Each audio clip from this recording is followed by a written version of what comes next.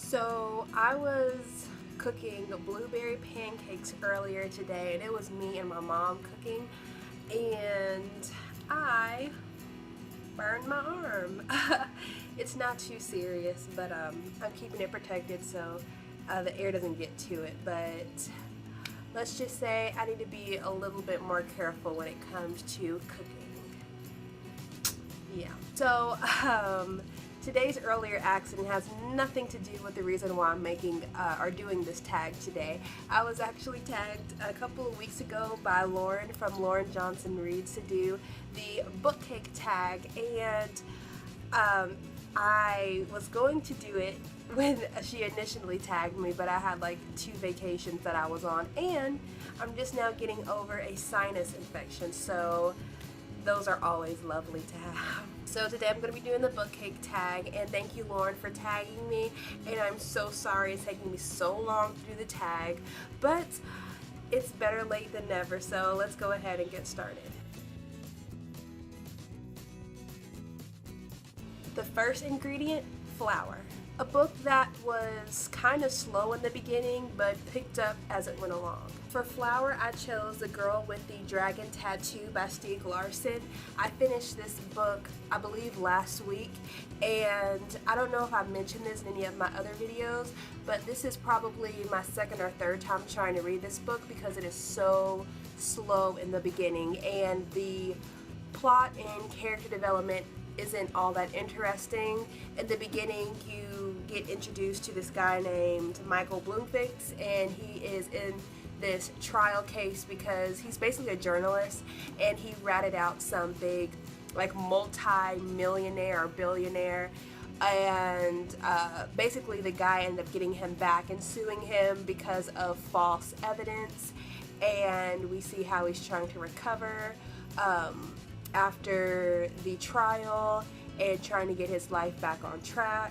And it's really boring because they take you back into the very beginning of the trial when one of his colleagues or one of his friends in college basically gave him the information, and it was just a lot of like business related journalist terms that I'm unfamiliar with, so it was really boring, and it didn't really get exciting until Michael Bloomfix got hired to do an investigation for this past murder or investigation. He got hired, and that's when it really started getting interesting, and from then on I was like hooked. I had this book with me wherever I went, and I could not wait to get time enough to read it, and it's really amazing, and I cannot wait to read the sequel to this book, which is The Girl Who Played Fire. I don't know if it can live up to this book, but this was an amazingly written novel, and this is actually my first mystery novel, so that's pretty awesome as well. So if you have read it, leave it in the comment section down below and tell me how much you love this book because I adore it. Second ingredient, margarine. A book that had a really rich and great plot. For margarine, I chose The Other Boylan Girl by Philippa Gregory. If you are into the Tudor area, or if you love like queen and king and prince and princesses stories, and if you're like me and you're into historically fictional novels, then this is the book for you. This book kept me on the edge of my seat from beginning to end. I have not read a book like this before, and I have seen the movie with, I believe it's Scarlett Johansson and Natalie Portman. I think I'm saying her last name right, but this book actually turned into a movie, and I have seen the movie 2 or 3 times, and I love the movie, even though the events that take place in the movie are not in any means sane or good in any way, shape, or form. But to see how far people will go for power and money is always intriguing to me, especially when it deals with family, and it's like, what lengths will you go to get power, and what lengths will you go to, obtain money? And this is one of those books, and I loved it. It's so enriching, and even though I know a lot of these events were dramatized to make for a good novel, I don't believe that some of this stuff didn't happen. Like, some of it might seem far-fetched to some people, but I wouldn't put it against this family to do like the certain events that were happening in this novel, just because of the power dynamic and how far they went to obtain like a title and money and whatnot. So this is just an amazing book, and I could go on and on about this. Ingredient number 3, eggs. A book that you thought was going to be bad but turned out to be quite enjoyable. I'm sorry if any of you all are Divergent fans, but when I initially heard of this book, it was in the booktube community, and that was my whole reason for buying it, because if I didn't hear about it on the booktube community, then I probably wouldn't have bought it, just because there was so much hype surrounding this book. And not to say that I don't indulge in the hype, but usually when things are overhyped, it's like 50-50 chance that it's going to either be really bad or really good. And you know, it can go either way with YA novels, so I wasn't really interested until I saw someone's review, and I was reading a couple of the reviews that were on Goodreads, and I was like, well, let me give this a chance, and if I don't like it, then you know, I don't have to continue reading it.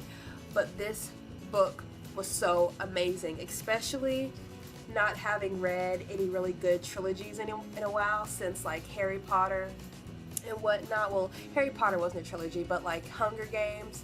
Since I haven't like read a really good novel since reading the Hunger Games, I was like kind of skeptical if I really wanted to pick this up and read it, but I'm so glad that I did. I love the character development, I love the plot, I love the setting, I love everything that this book stood for.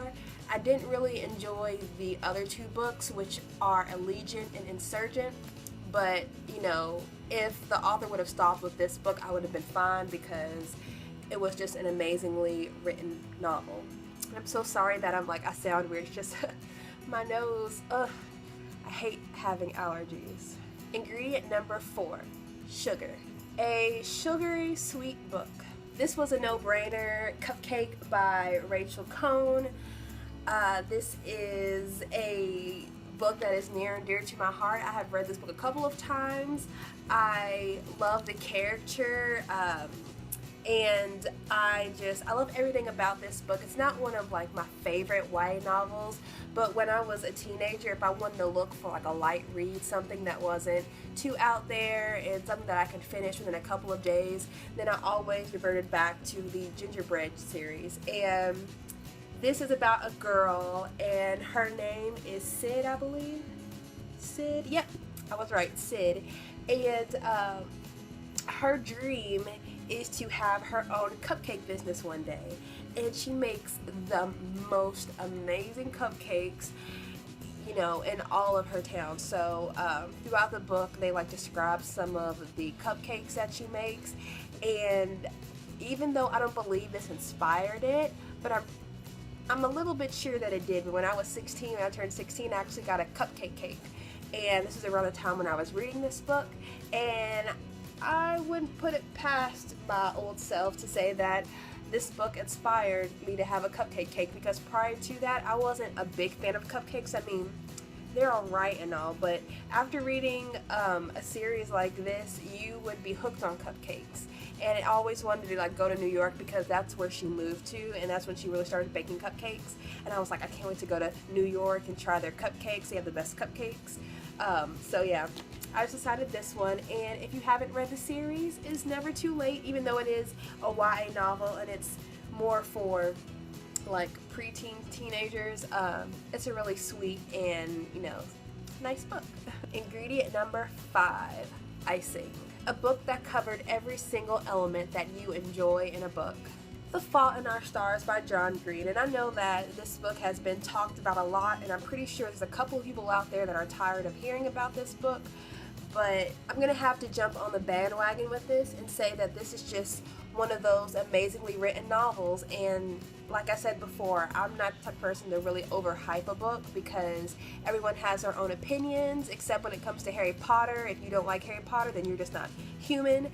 This book, it's like you would have to not have a heart to just not like this book. I mean, it's funny, it's romantic, it's sad. I mean, within this whole novel, I had laughed, smiled, kind of gush a little bit with the romantic parts, and cried my eyes out at the very end. So, you know, this had every single element that I loved in a book. And if you haven't read this book, what I'm pretty much sure that everyone has, then you just have to go out there and read it. And I'm sorry if you cry, but you know, it is what it is. This is just an amazing book. Ingredient number 6, sprinkles. A book that you can kind of turn to when you need a pick-me-up.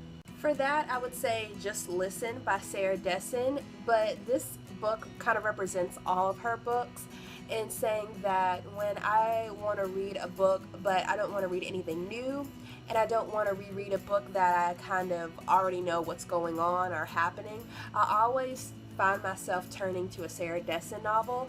And if you all don't know, Sarah Dessen is my all-time favorite author, and any of her books just make me feel good, and it brings me back to a place where I was a teenager and I was still trying to figure out a lot of things, and her books basically encompassed all of my teenage years because I have read every single one of them, and I read all of them within my teenage, you know, year span. So I would just say any of Sarah Dessen novels is one of my all-time favorites, Just Listen, but her books always, you know, pick me up and make me feel good no matter what. Ingredient number 7, The Cherry on Top, one of your favorite all-time books of this year. I don't know if I'm cheating when I say this book, but The Fault in Our Stars by John Green just encompassed 2014 for me. I can relate so much to this novel, and I'm pretty sure everyone else who has read this book can in some way, shape, or form. Even if you haven't been touched with cancer, or if you haven't had a sibling or a parent or just any family member go through cancer, I feel like anyone can relate to the story and they can get something out of this novel. So this is one of those books I'm afraid to reread because I know I'm gonna cry again, but I'm so glad that I decided to read this book, and this will forever, or at least until the end of 2014, be on my favorite book list. I'm going to be tagging people in the comment section down below, but for right now, just to save time, I know that I'm tagging Troy and Red from Little Red Reader, Kiana from Kiwi That and Etc., Megan from Ink and Paper Twins. Yeah, I think that's all I can think off of the top of my head right now. If I have any more, make sure to look at the comment section down below to see if you are tagged. But other than that, don't forget to like, comment, and subscribe, and I will see you all in my next video. Bye, you guys.